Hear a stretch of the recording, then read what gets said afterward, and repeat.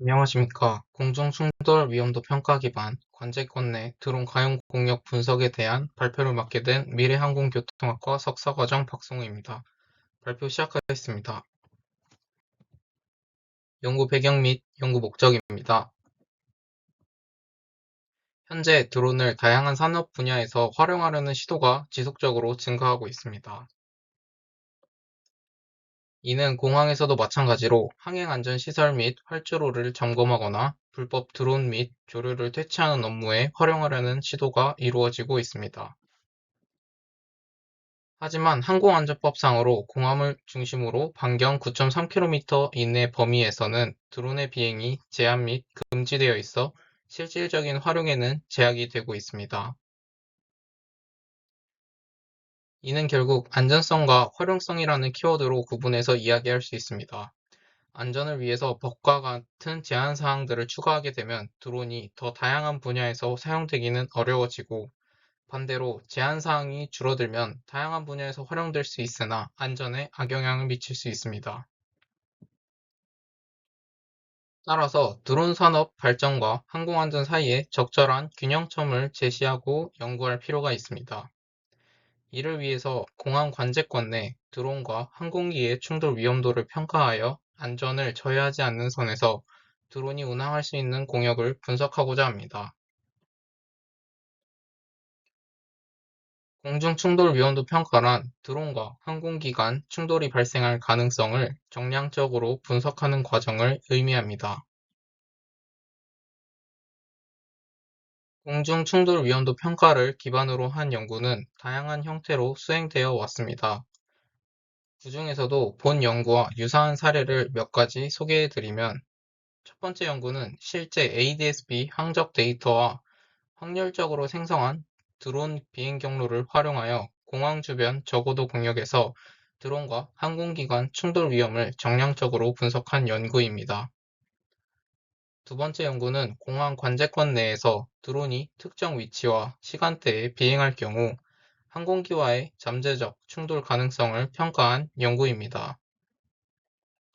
두 연구 모두 공중 충돌 위험도를 평가했다는 점에서는 동일하지만 위험도를 계산하는 방식에서 차이가 있습니다. 이처럼 공항 주변 공역을 대상으로 한 공중 충돌 위험도 평가는 다양한 계산 방식으로 평가되고 있으며 연구되고 있습니다.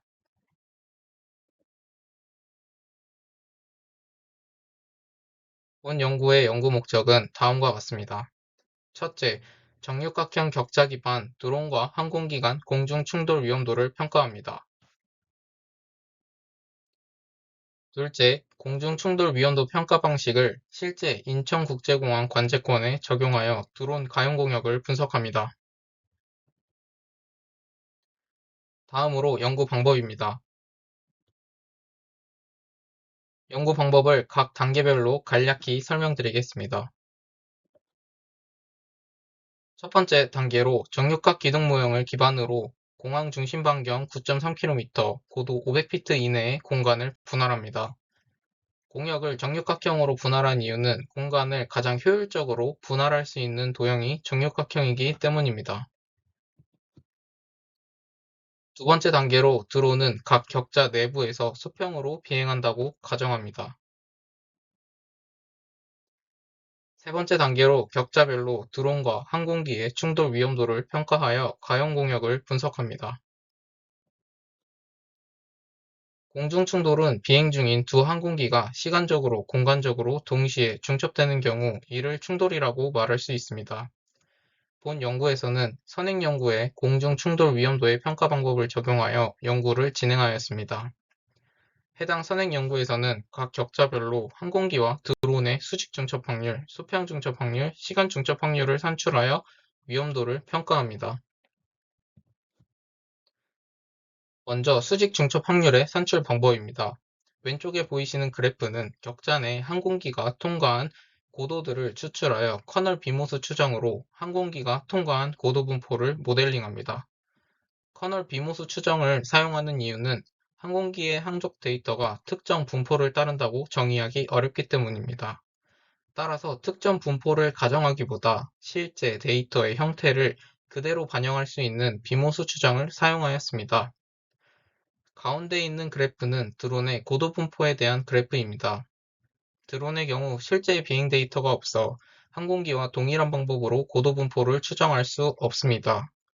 그래서 드론이 비행하는 격자의 고도 범위가 예를 들어 0에서 600피트 사이라면 드론이 격자의 중간 고도 약 300피트 부근에서 가장 많이 비행할 것이라고 가정하고 라플라스 분포로 무인 항공기의 고도 분포를 생성하였습니다.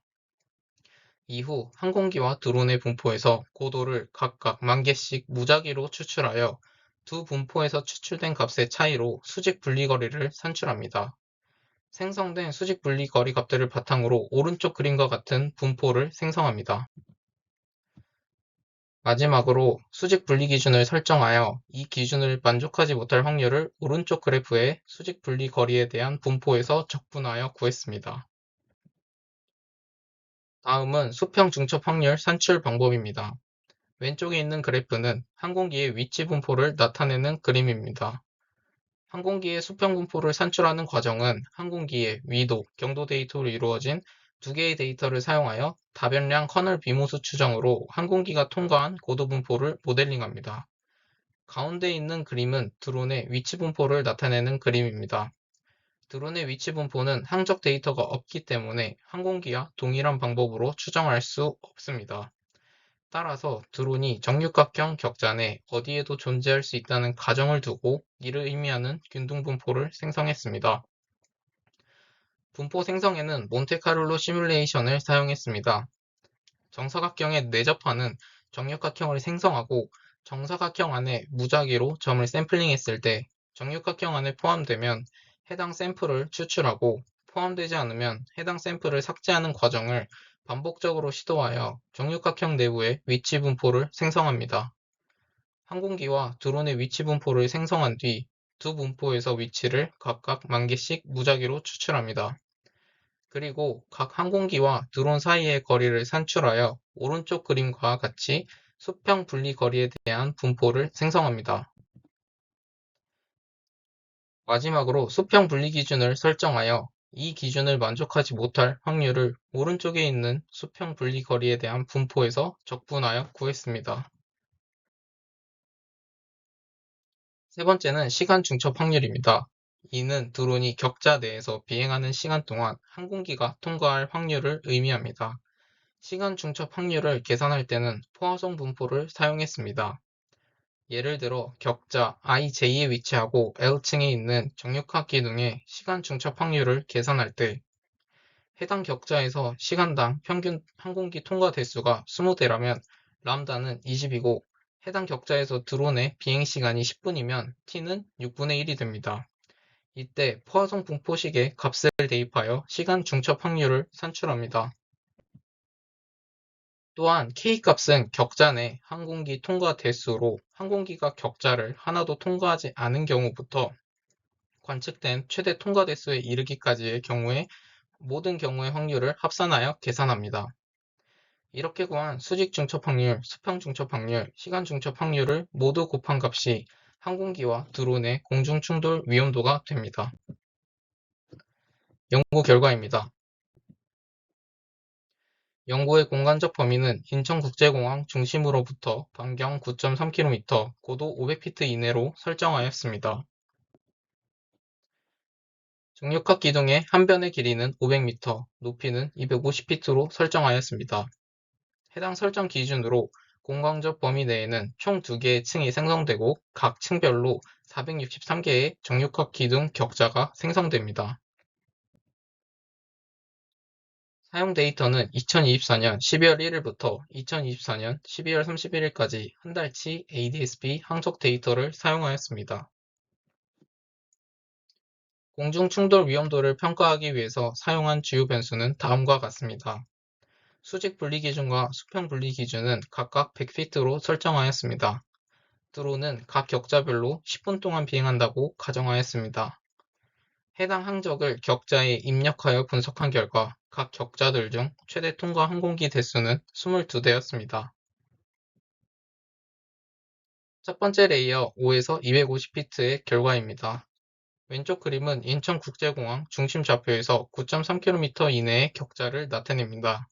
파란색 선은 1층 레이어에서 비행한 실제 항적 데이터이고, 오른쪽 그림은 최종 산출된 공중 위험도 평가를 히트맵으로 나타낸 것입니다. 자로스 소라에서 관제사가 관제하는 공역의 공중 위험도에 대해 단위 시간 동안 충돌할 값인 10의 -9 수준의 안전 기준이 제시되어 있습니다. 본 연구는 제시된 안전 기준을 10분 단위로 환산하여 가용 공역을 분석하였습니다. 히트맵은 산출된 충돌 확률을 로그 스케일로 표현한 것이며, 안전 기준보다 작은 격자를 드론 가용 공역으로 지정하였습니다. 오른쪽 그림의 흰색 격자들이 드론이 비행하기에 상대적으로 안전한 공역으로 해석할 수 있습니다. 첫 번째 레이어는 수직 범위가 5에서 250피트로 항공기의 이륙 직후 및 착륙 직전 항적이 관측되는 구간입니다. 따라서 활주로 주변을 중심으로 공중 충돌 위험도가 높게 나타남을 확인했습니다. 두 번째 레이어 250에서 500피트의 결과입니다.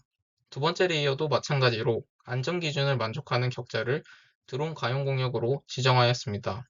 첫 번째 레이어와 비교할 때 좀 더 넓은 범위에서 항적 데이터가 관측되며, 이에 따라 공중 충돌 위험도도 넓게 분포하는 양상이 확인되었습니다. 첫 번째 레이어와 두 번째 레이어를 종합한 결과는 다음과 같습니다. 관제권 9.3km 이내 500피트 이하의 고도는 항공기의 이착륙 구간입니다. 이 구간에서는 항공기가 정해진 이착륙 절차에 따라 비행하므로 항적이 상대적으로 일정하게 관측됩니다. 이는 드론이 비행하더라도 이착륙 항공기에 영향을 주지 않는 공역이 존재함을 시사합니다. 다음은 결론입니다. 본 연구는 공역을 정육각형 격자 기반으로 드론과 항공기의 공중 위험도를 평가하였습니다. 그리고 실제 인천국제공항의 항적 데이터를 바탕으로 인천국제공항의 관제권에서 드론 가용 공역을 분석하였습니다. 향후 연구 방향은 다음과 같습니다. 이륙 및 접근하는 항공기가 생성하는 위도, 경도, 고도 데이터는 독립적이지 않고 종속적입니다. 하지만 본 연구에서는 위도, 경도의 데이터만 종속적으로 고려하였고, 고도 데이터는 독립적으로 고려하였다는 한계점이 존재합니다. 향후에는 수직 중첩 확률과 수평 중첩 확률을 종속적으로 반영한 개선된 공중 충돌 위험도 평가 방식을 도입하고자 합니다.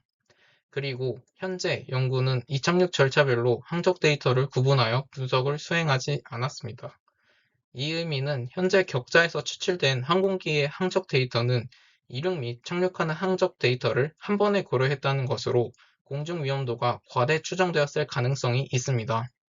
따라서 향후에는 활주로 이착륙 방향별 가용 공역을 추가로 분석할 계획입니다. 그리고 정육각형의 격자는 이웃한 격자로 이동하는 거리가 같기 때문에 경로를 계획할 때 효율적으로 사용할 수 있습니다. 따라서 생성된 정육각형 격자를 바탕으로 공중 충돌 위험도를 반영한 드론의 안전한 경로를 생성하는 연구를 수행할 계획입니다. 본 연구의 산업계 활용 가능성입니다. 현재 국내 전 공항의 관제권은 비행 금지 구역으로 설정되어 있습니다.